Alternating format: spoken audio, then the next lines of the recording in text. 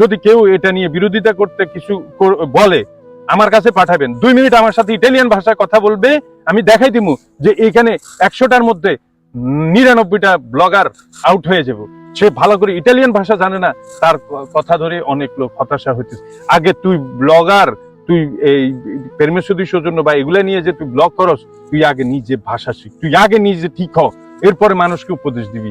এটা আপনি একমত না? না অবশ্যই ভাই, 100% আমি। অতএব এই দেশ থেকে ভুয়া ব্লগার যারা বিএফএস গ্লোবাল বা অন্যান্য ইনফরমেশন বা ভিসা দিয়ে ভুয়া ব্লগারদেরকে ইউরোপ থেকে তাও, শুধু ইতালি না, ইউরোপ থেকে এসব ভুয়া, তুই বেটা পিৎজা বানানোর কাজ করস, তুই পিৎজা নিয়ে থাক, তুই মানুষকে ভিসা সম্বন্ধে ইনফরমেশন দেস, তোর সার্টিফিকেট শো করবি ফেসবুকে অথবা টিকটকে, তারপরে তুই কথা বলবি।